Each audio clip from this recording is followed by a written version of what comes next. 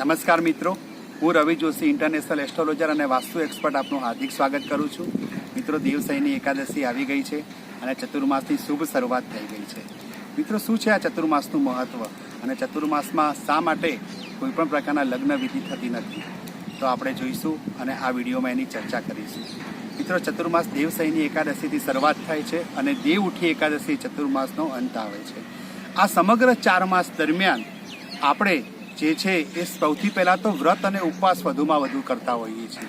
જેમ કે નાની બાળિકાઓ જયા પાર્વતી ગોરોનું વ્રત કરે છે.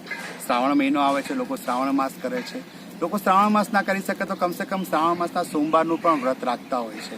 ઘણા લોકો ચતુર્માસ દરમિયાન, સમગ્ર ચતુર્માસ દરમિયાન એ લોકો એક ટાઈમ ભોજન લેતા હોય છે અથવા ઉપવાસ કરતા હોય છે અને ફળાહાર લેતા હોય છે. શા માટે ચતુર્માસમાં આટલા બધા ઉપવાસો આવે છે? તો મિત્રો, કારણ એ છે એનું કે આ ચતુર્માસ દરમિયાન આપણે ત્યાં ચોમાસાની શરૂઆત થતી હોય છે અને ચોમાસામાં વારંવાર ઋતુમાં ફેરફાર થતો હોય છે. કોઈક વાર વરસાદ આવે છે, કોઈ વાર બફારાનું પ્રમાણ વધી જાય છે, કોઈ વાર અતિશય ગરમી અને કોઈ વાર અતિશય ઠંડીનો અનુભવ થતો હોય છે. આથી આપણી જે પાચન ક્રિયા છે એ પાચન ક્રિયા મંદ પડી જાય છે. આથી આ સમયમાં ઓછામાં ઓછો આહાર જો આપણે લઈએ તો આપણે તંદુરસ્ત રહી શકીએ છીએ. આથી આ સમયમાં તળેલો ખોરાક જે છે, ભારે ખોરાક છે, આવો ત્યાગવો જોઈએ અને બને એટલો હળવો ખોરાક અને ઓછો ખોરાક લેવો જોઈએ. બીજી એક વસ્તુ તમે જોઈ હશે કે જૈન મુનિઓ જે છે એ હંમેશા ગરમ પાણી કરીને ઠંડુ પાડીને જ પીતા હોય છે. એનું કારણ બી એ જ છે કે આ સમય દરમિયાન જે પાણી છે એ પણ આપણને ભારે પડી શકે છે. માટે પાણીને ગરમ કરી ઠંડુ પાડી અને લેવાથી આપણે તંદુરસ્તી જે છે સારી રહે છે, પાચન ક્રિયા સારી રહે છે. એના માટે ચતુર્માસમાં ઉપવાસોનું મહત્વ વધારે છે. મિત્રો, શા માટે લગ્ન જીવન જે છે એની શરૂઆત આપણે સારા મુહૂર્તમાં કરતા હોઈએ છીએ? તો શા માટે ચતુર્માસમાં કોઈ પણ લગ્નના મુહૂર્ત નથી હોતા? આપણે સાંભળવા મળે છે કે ચતુર્માસ બેસી ગયા, હવે કોઈ લગ્નના મુહૂર્ત નથી. તો કારણ એ જ છે મિત્રો કે જે પૃથ્વીનું સંચાલન છે ભગવાન વિષ્ણુ કરતા હોય છે, પણ દેવસઈની એકાદશીથી ભગવાન વિષ્ણુ છે શયનમાં જતા રહેતા હોય છે. આથી પૃથ્વીનું સંચાલન ભગવાન શંકર કરતા હોય છે. લગ્ન જીવન માટે જે છે એ ભગવાન વિષ્ણુનું મહત્વ બહુ જ રહેલું છે. તેમના આશીર્વાદ વિના લગ્ન જીવન ક્યારેય સફળ થઈ શકે નહીં.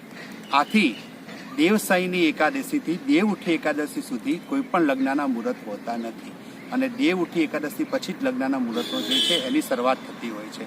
તો આનું કારણ આ છે મિત્રો કે ભગવાન વિષ્ણુ શયનમાં જાય છે અને સમગ્ર સંચાલન શંકર ભગવાન પાસે આવે છે.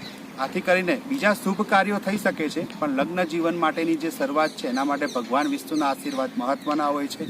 માટે આમાં કોઈ લગ્નના મુહૂર્ત હોતા નથી. મિત્રો, શ્રાવણ માસ પણ જે છે એ ચતુર્માસમાં જ આવે છે.